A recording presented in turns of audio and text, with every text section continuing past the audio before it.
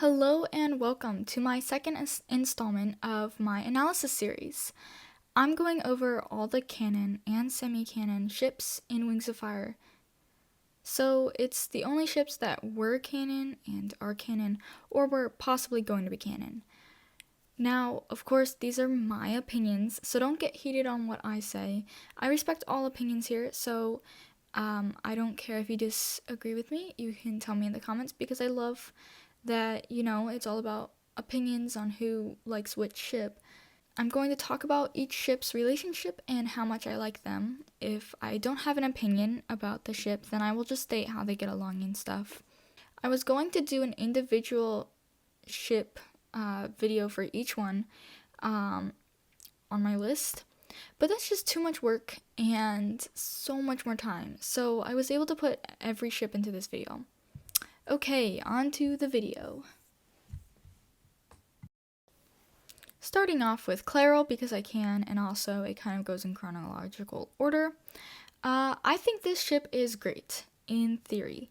When they first met, Peril only had guidance from one dragon, Scarlet.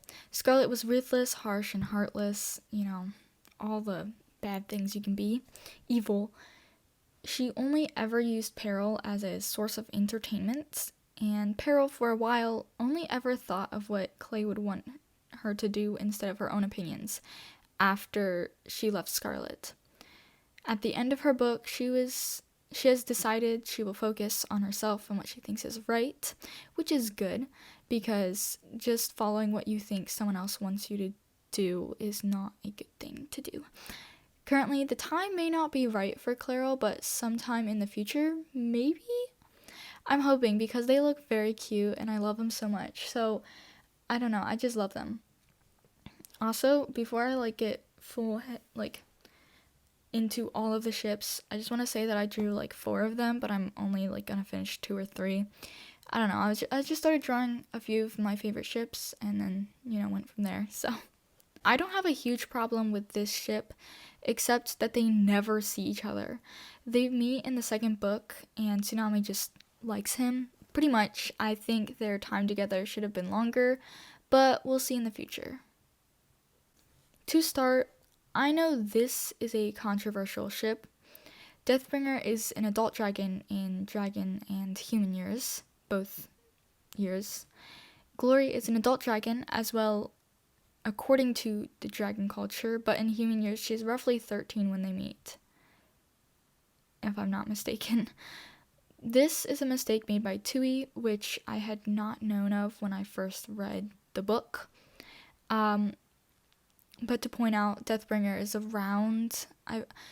It was the mistake in the winglets and the way that she made him aged, but as she described him in the third book, she described him as not much bigger than Starflight, which means that she didn't intend for him to be that old, and it's just a mistake on her part, which if she fixed it, I think that would be great, because a lot of people wouldn't be hating on the ship as much. And most people don't even calculate their ages, and so it doesn't, it doesn't really matter, but in dragon culture, she is an adult. So I don't understand the problem. I think they are wonderful for each other. Deathbringer is ever watchful for her back and such a silly little goober. I personally love this ship. In the beginning, yeah, this was cute. I loved this one. When Starflight told Sunny he liked her, she said that she doesn't know, but later says that she loves him like a brother. And I think everyone should respect her opinion and just let it be. It was a cute ship, but we shouldn't make Sunny love him in the way that if she loves him as a brother. Don't force Sunny, okay? She's my little bean.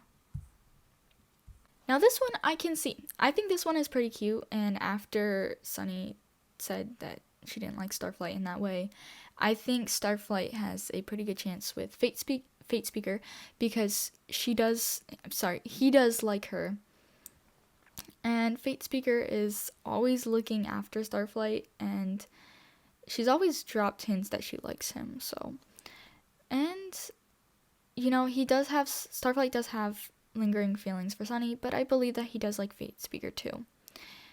So in my opinion, this one is adorable.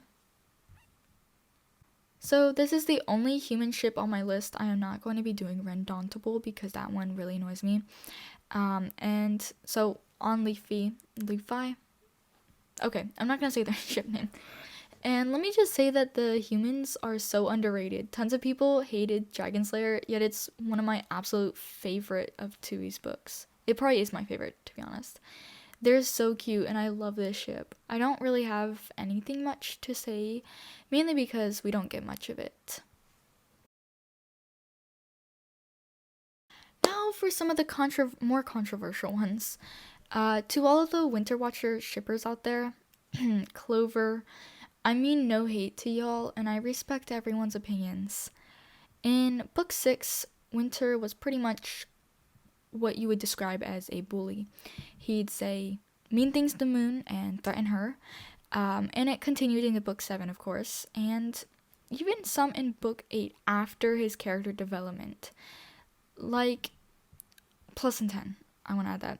Like many other people have stated, Moon is good for Winter, but is he good for her? Well, at least not in the first couple books of their arc 2. She moved on after a while and Winter lost his chance.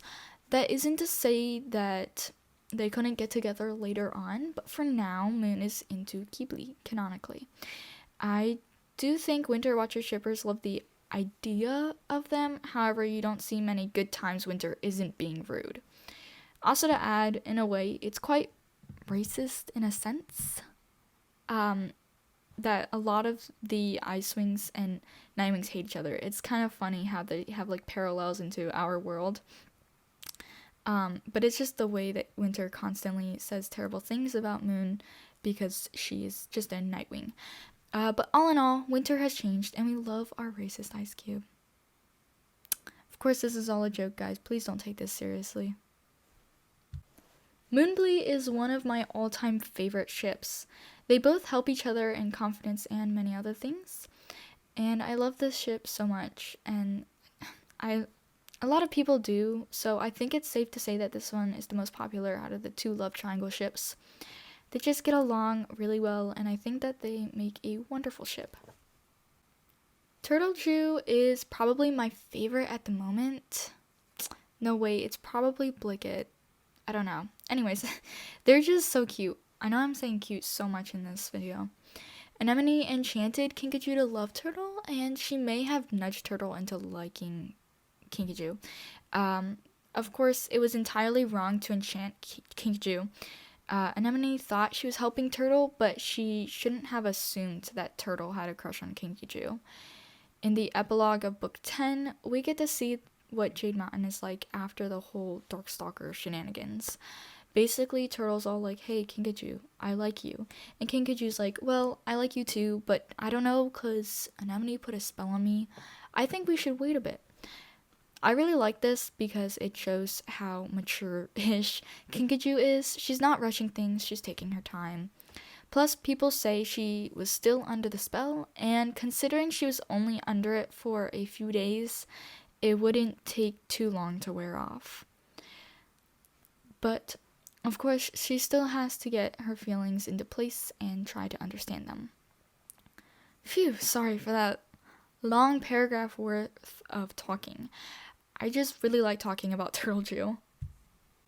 This one is a side character ship, and I don't see many talking about it. I will say, wow, Fierceteeth's pretty much a villain. Strongwings is so nice to her, and I think that after reading the guidebook, Fierceteeth will become a better dragon. Hopefully. I just think they seem like a good match. This is probably the cutest ship ever. They're both so shy about their feelings, and I absolutely love it. Cricket, being my favorite character, may have a play in my love for them, but oh my goodness, they are so cute. They saw past the social stigma of being from separate tribes, and it's awesome. I honestly can't find another word to describe them other than cute and adorable. I just want to cry, they're so perfect. In the 11th book, we don't see much of Lunatail, or Luna in general. However, we do see Swordtail's undying loyalty towards Luna. I wasn't crazy about them in the 11th book, but when I read the 15th, I finally understood how much they love each other. Their inside jokes are so adorable, and the way they miss each other is so sad, but it proves they truly are perfect for each other. I think this ship is overall an awesome one. So, in the beginning of their relationship, they seemed quite compatible, but as the years, or maybe even months, passed, they became less kind to one another, and always fought. But Arctic was just too sour, which led to constant fighting, which could be read in the Darkstalker Legends book. There's not much to say about this ship other than it just became too rotten too fast. This ship is another one of my favorites. They went through Albatross Massacre together, and then after for like a whole year they were separated. Then Indigo was trapped by Darkstalker. They've gone through many traumatic situations together, and I'm glad they were able to get past those problems and live a happy, quiet life together. This is such a tragic ship. I feel like under different circumstances they could have stayed together. We see the most interaction between these two than all the other ships. And in my book, I title them as the most tragic but amazing ship. Kudos to TUI for making such a loved ship with so many maps for them. When I tell you I cried at the end of their book, boy did I cry. It's just so heartbreaking, and I feel incredibly sorry for what Clearsight had to go through. Darkstalker 100% did not deserve Clearsight for all she went through. If only Darkstalker was never twisted and crazy in that way. So this one. I just don't have an opinion on the ship because if I don't like it or if I do, either way someone is going to attack me, so I won't be talking about this ship with my opinion. I personally do not really go around talking about this one a lot, nor is it one of my favorites, but that's not the point. I'm going to go off their relationship and how they get along. They get along quite nicely, they like each other, and that's really what matters when it comes to ships in my opinion. I think that Sundew definitely needs someone to calm her down. I mean, for goodness sake, she's so wound up with anger and hate. I love Willow so much. She really is just an awesome side character and helps Sundew quite a bit. And that's all I have.